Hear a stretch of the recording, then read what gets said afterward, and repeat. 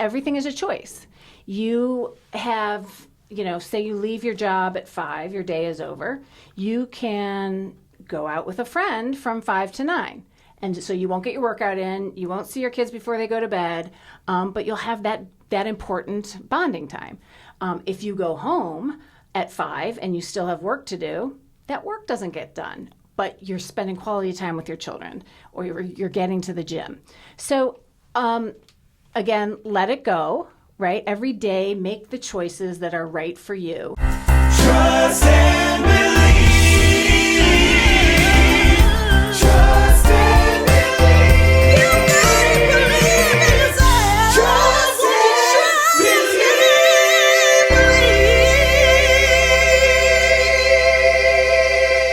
Okay, so we had a debate.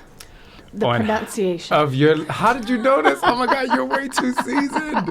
So my pronunciation, we watched some interviews and some people pronounce it Vaccariello. Yep. Is that how you, is it? Ignore the I. Really? But like if we were in the old country, which is my husband's old country, it'd be Right. Vaccariello. That's what I really wanted Right. to say Yeah, today. but I mean, you can, but. No, I do it how you like it. Liz Vaccariello. Liz Vaccariello. So she just introduced herself. But anyway, I want to say thank you for being on Trust and Believe with Shaun T. I appreciate it. Liz Vaccariello is the amazing editor-in-chief of Parents Magazine, which my husband and my family and I had the pleasure of being on. And it's up there, Steve, right there. Yay! Yes. But that's not what I wanted to talk about today. Okay. Well, first I want to do another official thank you for obviously showcasing us, because it was a great just transition and transformation in our marriage and in our family. Yeah. But I want to talk about you because getting to know you, following you on social media, reading more about you and becoming a parent and understanding what it is you have to do every day. And it's more than just about being the editor-in-chief of Parents Magazine. It's more about how do you stay consistent without burning out and also being a parent of twins. There's so much. I just want you to talk and we're going to get so much information from you. Well, Shaun, first of all, I love Twinsanity because that is the word. And do people always come up to you and say, oh my God, you have twins. That must be so hard. You must be. And when I had my girls, they're 14 now, but I remember it like it was yesterday. I always said, yeah, we have to do everything twice, but it's the same thing twice. Right. I almost felt more, sympathy for a parent with like a 3-year-old and a baby, because you're trying to do the baby stuff and then the 3-year-old's like, hey, pay attention to me. Right. And you got to do it pretty much at the same time. Yeah. But I also, and I don't know how you feel about this, I also, when a parent of a singleton, what we call it, I really don't even say what my job is harder, because the parent of the single child, they don't know. They're still giving all of their energy to that single. So I want to say out there to all the parents, if you only have one child, it's literally just as hard. However, I will say when one twin is awake and the other twin is asleep, it does feel easier. It's like, oh, yeah. We used to joke we could do one with one hand tied behind our backs, but it's not. Because the love that you give and we're perfectionists, right? We want to give our best to our work, to ourselves, and to parenting, right? Right. And so it's never enough. So whether you have 2 or you have 1, you're still going to be down on the floor playing or singing the songs, and that takes so much energy. It's the first 3 or 4 years that was probably the physically hardest time. But then after it became difficult in different ways. That was going to be my next question, actually, in terms of it being the hardest, involving your career, your family life, all of the extracurricular activities that you want to do. Right. I mean, you just got back from South Africa, so if I can say that. But, so what was that point where you said, I need to make sure I have time for me? I think I had a good role model in my mother. My mother raised in the 80s, and she was never this doting, all-consuming presence in my life. She was always there. She believed in me, etc. All of those wonderful parent things. But, we took one vacation a summer, and we went to Cedar. I grew up in Cleveland. We went to Cedar Point. I don't want to interrupt you, but let me tell you something. was like this is my favorite place on Cedar Point. Earth. Oh yeah. Well, it's amazing. And I lived in Cleveland, which is 2.5 hours away, right? And I remember growing up vividly. We had, my dad would take off a vacation day, and if it happened to be raining on that day, oh well, we wouldn't go to Cedar Point that year. Right. Raising my girls now, every weekend is some extravagance of experience. We have nothing planned today. Everybody's freaking out. So, you learn to adjust and set your own expectations based on what your parents were. So true. Or the opposite of what your parents were. If you thought to yourself, oh, I don't want to be that way. I don't want my life to be overscheduled. You may become the laid back person, the laid back mom who's just like, no, we're going to sit around and read for a couple hours. Yeah, being as though you've had 14 years of experience, and I'm in month 16 almost. It's interesting to hear you say that, because Scott and I both, we grew up in different places. Our families are from different places. His sports was soccer, where they traveled a lot. My sports were football, basketball, track and field, where most of the time I was in one place.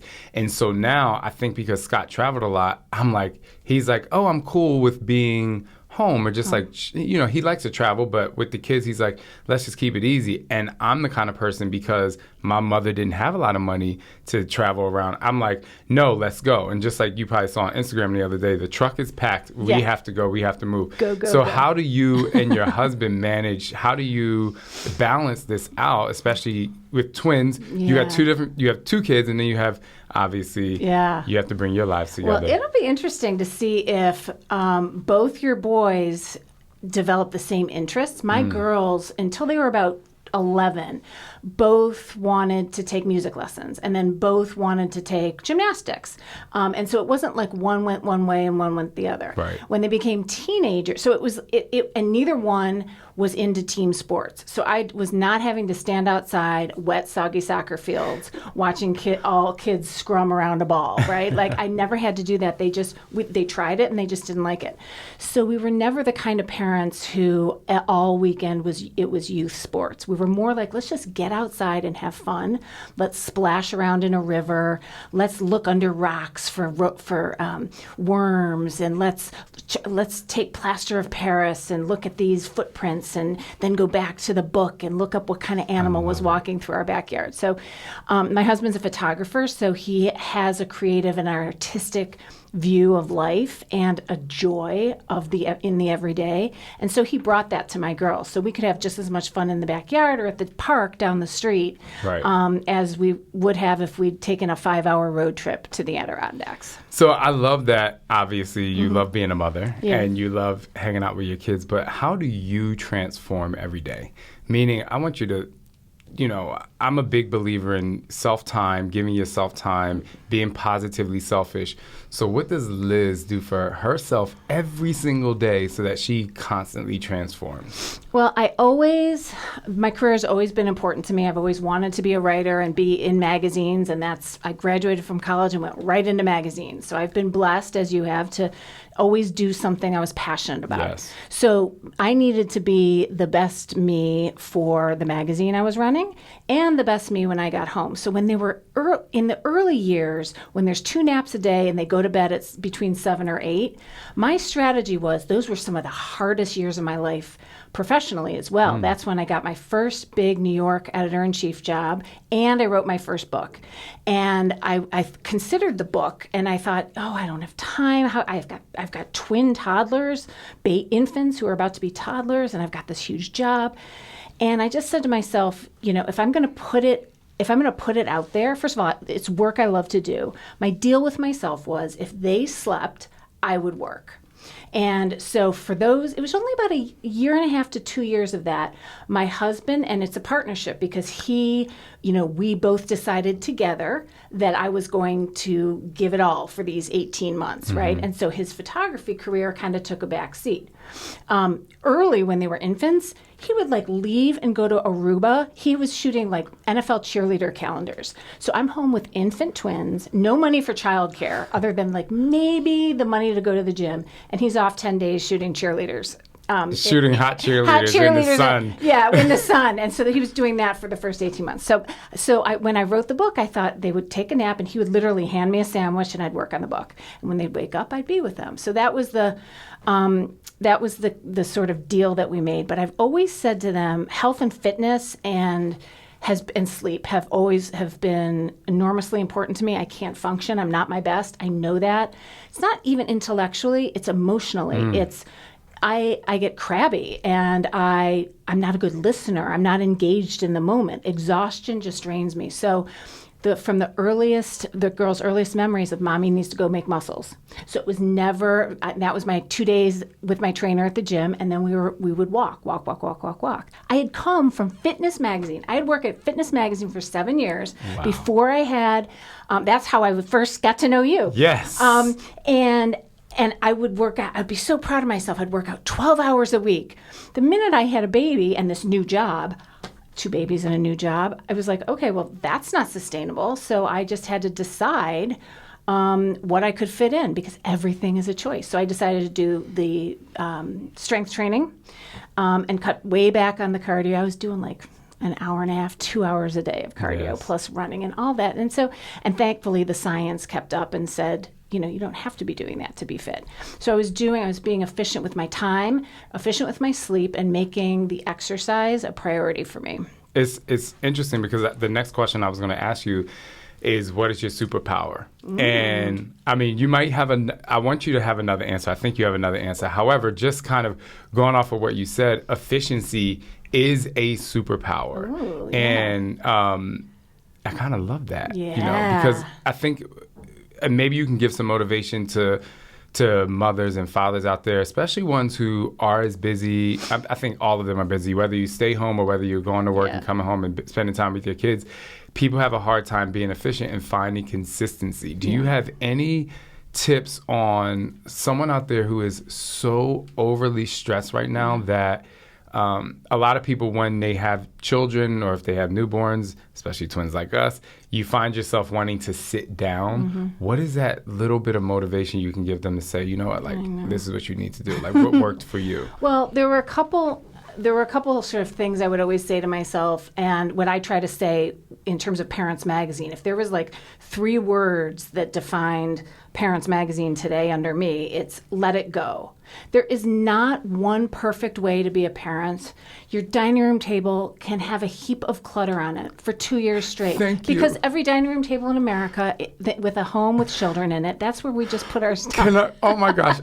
Can you just grab my hand? And let and it I just go. want to say, I need to let it go. And I'm going to tell Scott, if you're watching this, which I'm sure you will, our dining room table looks like the mailman came and dropped a year's worth of mail on our Okay, sorry. That's right. That was and just great. I find little oases. I decided what the places in my house that I wanted to be clutter free, and those were the ones that were sacred, and those were the ones that we cleaned. That's where the stuff got organized, because people, when they become parents, they become hyper about cleaning and clutter. They want everything to be pristinely germ-free for their children. And then also this mass of stuff that comes into our lives and then 3 months later out of our lives. They've outgrown the books, the toys, Oh my gosh. the gear. It's like, This is amazing. You're healing me right now. You're healing me. so you don't have to every 3 months Marie Kondo your life. Find places, the garage, closets, under beds, they can be disaster areas.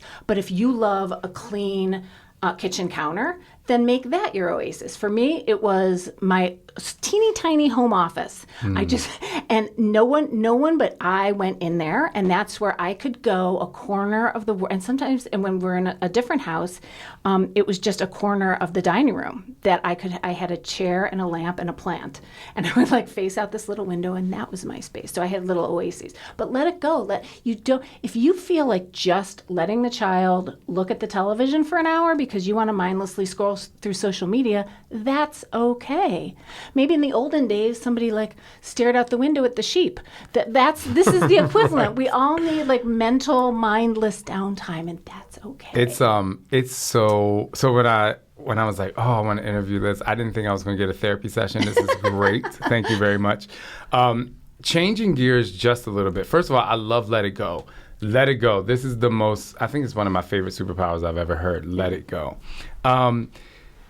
Talking about cleaning the clutter and you having a background in fitness and writing a book. So you wrote a book called The Flat Belly Diet. Yes, I did. Co-wrote it. Co-wrote it. Yes. Sorry, co-wrote it. Yes, I did read that. Yeah. Tell us a little bit about that, because it sounds like a timeless book. Like it's something we can always utilize in our lives. It was based on research that had come out of Australia, the very beginnings of this, what we now refer to as FODMAP research, but it was about MUFAs, monounsaturated fatty acids.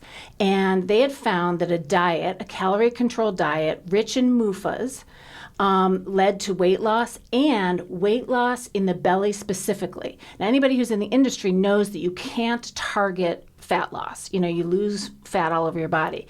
But in this case, the research did show that the MUFAs were leading to more weight loss in the visceral belly area, and we had MRIs to prove it. So Cynthia Sass, the registered dietitian who was with me at Prevention Magazine at the time, I was the editor, and she was our nutrition director. She developed an eating plan based on, I think it was 1,400 to 1,600 calories a day, based on your activity level, 4 meals a day, and each meal had 1 portion of MUFA. So there's 5 MUFAs: olives, nuts and seeds, peanuts and peanut butter, avocado, and dark chocolate. Okay. So like a breakfast could be a frozen waffle, some dark cherries, and like a 1/4 cup of dark chocolate things, little chips, thank you, melted over it like that. So you're not having Milky Ways, but you're having cocoa and dark chocolate or avocado toast. So these are healthy foods. These are part of a Mediterranean diet. So there was nothing groundbreaking in that, but it was the way that the portions of the monounsaturated fats, the healthy fats, were incorporated. Were distributed in your and body. they're very filling too. And did you do any kind of test on, you did test on people, you got MRIs. What were some of the things that people were saying after? Because I think, a lot of people out there try nutrition, people try my workouts, and I'm just like, of course it's going to work while you're doing it, but what happens, what were the health benefits after? Was it something they could keep up with? Was it? Well, we took a lot of health markers. We took their blood pressure and their cholesterol before and after the diet. And they lost weight, and there was a 4-day plan where they jump-started. They lost anywhere from 5 to 10 pounds in those first 4 days, much of it water weight, but some of it fat. Then they would go on to lose a substantial amount of weight. Because the foods were everyday foods you could find at any grocery store, and because they are foods that we like and we think of as almost special occasion foods like avocados and peanut butter and nuts and seeds. Like we feel like we can't eat too many of them because they're so calorie dense. But they're not if you have them in small portions, 20 almonds, for example. And what happened was we had a cookbook, 2 cookbooks that came out. And we used actually this wonderful recipe developer who's done all my cookbook recipes, because these were foods that you could feed your entire family. So your partner, even if he or she isn't on the flat belly diet, they're going to love this salmon, or they're going to love this blue cheese walnut potato. So these became recipes that people incorporated into their life, and many people are still on it to this day. This book came out in 2009. Yes. To this day, I'll get in IMs or DMs saying, what can I do if I want to make sassy water? Can I use a lime instead of a lemon? I'm like, yeah. Well, I love that, because it's a way of life. And I always tell people, I don't judge what anyone does, whether it's a diet. I'm saying just find the sustainability in that, and knowing that it is sustainable is amazing. So when we come back, I'm going to talk to Liz about how she parents Magazine.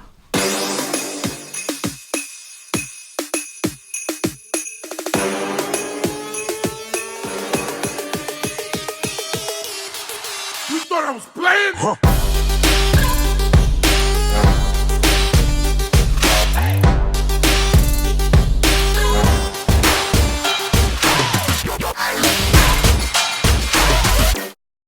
All right, so we're back, and you've been hearing a lot about the amazing Liz Vaccariello. I love her last name. I want to, I want to pronounce it like the Italians do, but I'm going to stick to your way. Thank you. You've taught me a lot over the last, 15, 20 minutes. I don't know. I feel like I'm getting a lesson in parenthood. But, you wrote a book. You're the editor-in-chief. You have twins. Obviously, you and your husband find a way to work together to balance your marriage. Yeah. How do you take all of that and parent Parents Magazine? Well, I think one of the great myths is that you can have it all. You can't. You can't. Everything is a choice. You have, say you leave your job at 5, your day is over. You can go out with a friend from 5 to 9. And so you won't get your workout in, you won't see your kids before they go to bed, but you'll have that important bonding time. If you go home at 5 and you still have work to do, that work doesn't get done, but you're spending quality time with your children, or you're getting to the gym. So again, let it go, right? Every day, make the choices that are right for you, and be in whatever moment you've chosen to be in. So if you have decided to go out for a cocktail with your girlfriend, don't spend the whole time feeling guilty that you're missing bedtime. If you're at the gym, feel the pain, the exhilaration, whatever you feel and whatever you get into about your workout, feel it and enjoy it. And don't think about that presentation that's waiting for you. One of the things, when you asked me what my superpower was, my girls actually call me the finder. And there's a practical thing about that. I could be like my husband's like blah blah blah light that he let my S219 light stand or whatever, and I will know exactly where it is. And it's not because, and frankly, I'm the one who's in the house least, but there's something about like being in the moment when you're walking through a space, being in the space, looking around and like registering. Olivia's quiet. That cup is over there. The red cup. Oh, I haven't seen that in a while. And just like you sort of keep these things in your mind and tuck them away because they're your environment. They're in an environment that's important to you. And if you are living that moment, that even the walk upstairs to go to bed at night, I am pointing things out. We're talking to the girls about what they're seeing and what print is on the floor. If you're doing that, then when things go missing, you become the finder. So it's like a practical thing. Where's my raincoat? But also being aware of your surroundings and being in the moment helps. And when you walk through the office, and I'm sure everyone loves you, because I do. What kind of energy do people feel when they see you walk by? I don't know. That's so scary. I know, it's scary. I have to ask you, You know what? I can tell you what energy I want them to feel. That's because that's all you can control. And it's so interesting because in so many jobs, people become managers or leaders, not because they are good managers or leaders, but just because they're good at what they do and they rise up.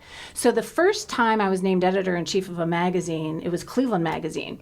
I knew journalism, I knew Cleveland, I knew how to write and edit, I didn't know how to lead a team. So I was just acting like the mean, angry editors-in-chief who came before me. Oh. And I had an exit interview with an art director, a very talented young lady who left. And on the way out, she sort of took me by the hand and said, just so you know, you can be you. You don't have to be mean to get the most out of people. And so I was like, that hurt deeply. That yes. I tucked that away. And so in each job, I've learned from how I feel like I'm connecting with people. I have an open door policy, but if people were coming in my office all the time, I'd never get anything done. Right. So there's a level of respect, I think, in the office. But what I try to do is bring focus and joy to what we're doing, because the media business is hard. Where I'm specifically in print publishing, Parents Magazine is doing very well. We have a lot of advertisers because they want to speak to young moms. Most magazines have much older audiences, and you'd be surprised at how old the readers are. So we're doing financially well. But there's a lot of skittishness. There's a lot of wariness about being in publishing.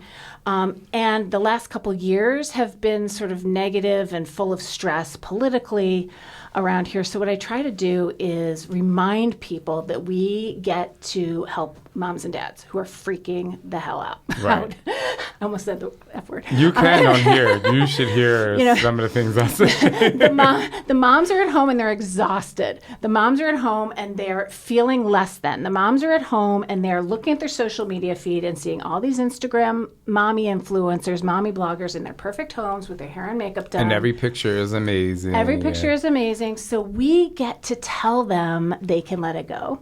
We get to tell them we need to be a place where they can laugh. We do a lot of humor in the magazine. And you do a lot of humor on social media. Oh, we do. Which is one of my favorite things about the Instagram page is the ridiculousness. And I'm constantly being like, this is so ridiculous. And I'm going like this. Uh-huh. It's so very true. Yeah. Like, so just this weekend, I was at a Sabrina Carpenter concert with my 14-year-old daughter. And I was being, like, I'm thinking I'm, hanging with my daughter. I don't look like an old lady. But I was like sitting with my reader glasses on. I had my earplugs in because I want to make sure my hearing is saved. My feet started hurting after 4 hours in the meet and greet line, so I had to go take a seat. And I was like Instagramming the whole thing because it's just, that's real life. Right. That is real life. I love that. And speaking of real life, before I get to the next section, I just want to say thank you from my family because, when Scott and I got married, I didn't want children for many reasons. One, being sexually abused as a kid, I'm just like, I don't know if I can, to raise someone else and to have that level of pain. It was very difficult. But after therapy, I realized I can do it, and I have an amazing partner that helps me through it. But just because when you're a parent, the first year, you're constantly questioning, am I doing this correctly? Mm-hmm. And by you reaching out, and your team reaching out and saying, we want to feature you on the magazine, it was a shocker because I was like, I don't even feel like I'm that great of a parent. And so it just really gave us a boost of confidence and motivation. And it helped us connect more, believe it or not. Really? Yeah, because it made us, we've always had a conversation, but we opened up even more conversation to the point where we just developed a course on relationship thrivation because we did go, the first 4 months were terrible. We were arguing, we were crying, we were fighting, we were sitting on the step, we were having temper tantrums, and I'm like, the boys don't even know what's happening, you know? Oh God, that is going to be such a gift to your friends and followers and fans because every marriage, every partnership in the world, when they have kids, is on thin ice. My marriage barely survived those first 5 years. You lose your identity if you're not careful. You lose your sense of self-worth if you were, if you never identified as a parent. My husband and I, it took us years to decide if we wanted to have children at all. So I wasn't somebody who grew up babysitting and loved kids. The first diaper I changed was my own child's diaper.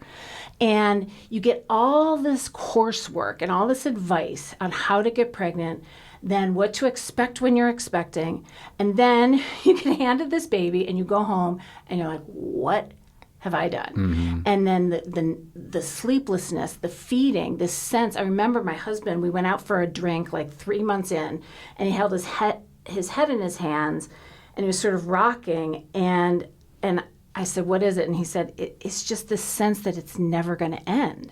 Like it never ends. This is going to be every day for every month, for every year, and it will end. I remember my girls were born January 24th, and so I was home with them, and I watched the Super Bowl that year, and I have a distinct memory thinking, am I ever going to be able to just sit in this chair and watch the Super Bowl, like with a beer, without having to attend to any, without being exhausted.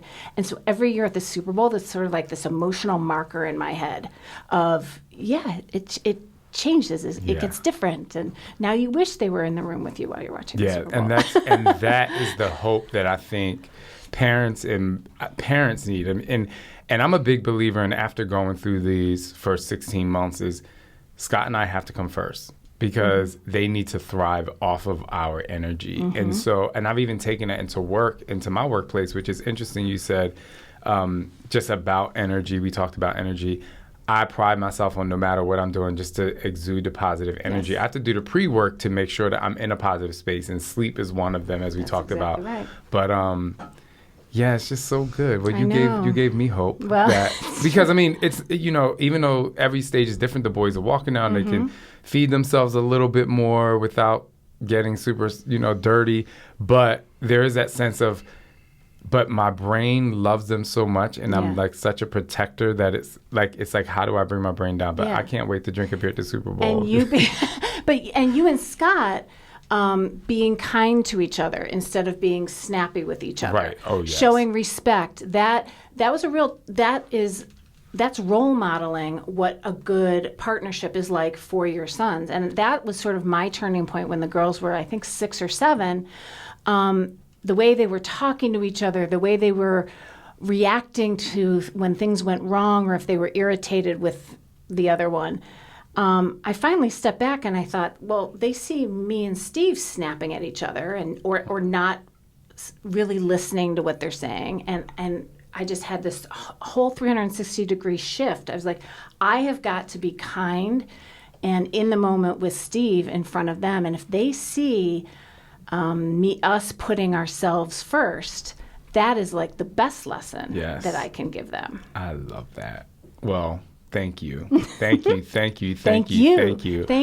I mean, for putting your life out there and for showing people the love that you guys have and the fun and the messiness. Love, it's fun, it's messy, That's it's important. dining room tables full of, stuff that we forgot to use at 3 months, and we're like, holy crap, like this person's gonna be mad that they sent this to us. Okay, before we end, there's last 2 things.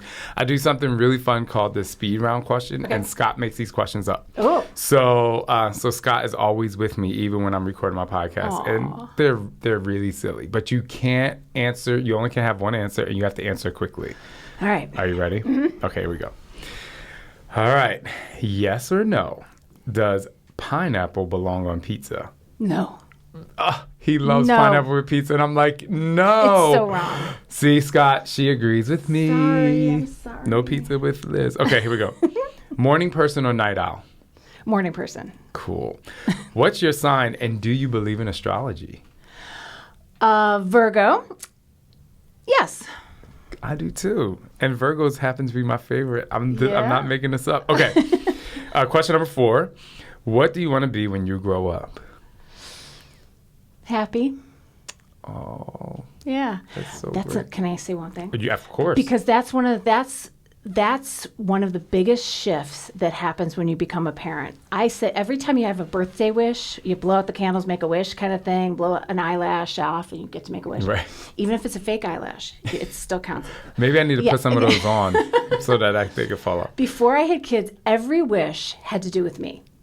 The minute I had the girls, every wish is about them. It used to be about my health and happiness. I want to find a man. I want to get that promotion. I want whatever it was happening in my life. And now it's all about, like, I'm done. Like, I'm happy. I'm fulfilled. I have had experiences, and I've lived a life doing what I love, great. And I just want happiness for them. I love that. I just finished the Today Show, and we took 3 participants through 6 weeks of transformation.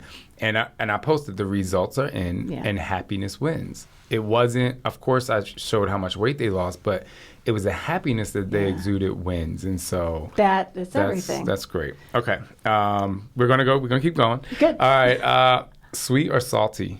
Salty. Oh my God, we're way too. Are you a Virgo too? I'm a Taurus, and I don't know if you know about astrology, but the Taurus is the baby sign of the earth signs, and the Virgo is the middle child. So, and the Capricorn is the oldest child, basically. I know this is you know so a great. lot. I do. And so my mom's a Virgo, my grandmother was a Virgo, a lot of my best friends are Virgos, and they're all females. And so whenever I meet a female Virgo, I just know we're going to connect in such an amazing way. All right. First concert you ever attended? Michael Stanley Band. I don't even know who that is. Cleveland, Ohio. All your Clevelanders will know. They will. Yeah. Okay. Favorite guilty pleasure TV show? The Bachelor. Because you got to believe in love. It's so fake, but you've got to believe in the love. And it was because of the cameraman right there. His girlfriend got me watching The Bachelor one day, and I was like, Alex works for me, with me. And I was just like, okay, I like it.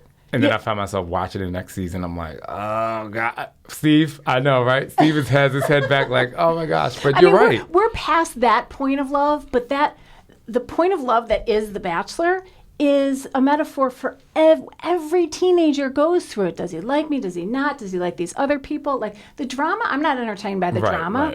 Right. I find it a little irritating, but it goes with it. But like, you know, do we connect? Does he like me? What I feel it, but like, we're not married. There's no commitment yet. That uncertainty. Right. God, that is drama. But you know what you said?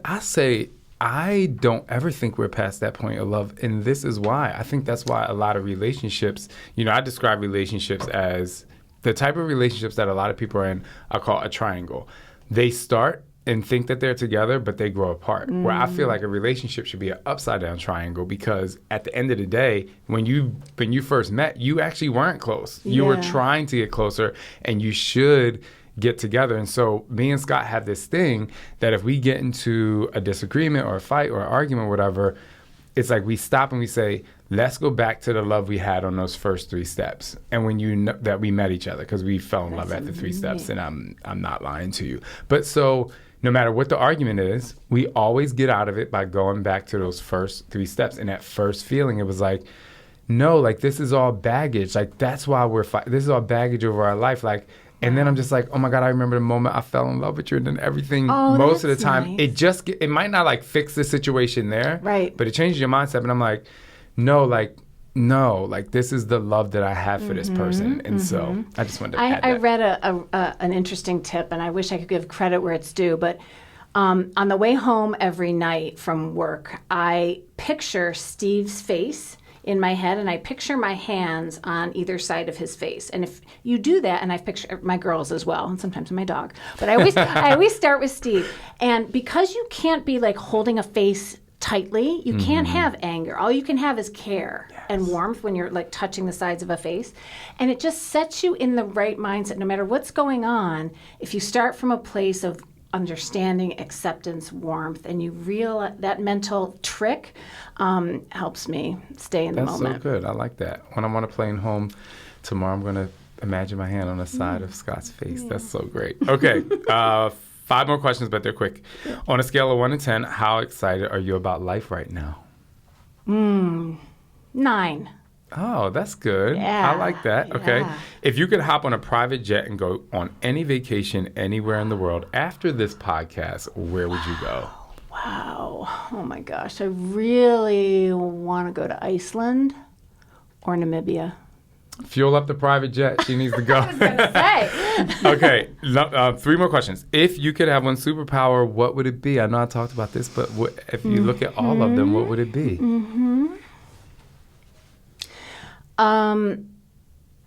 Universal understanding, because even whether it's political, you know, after the election, people tried to understand what made people vote a certain way. If somebody's mad at you, you can get mad back.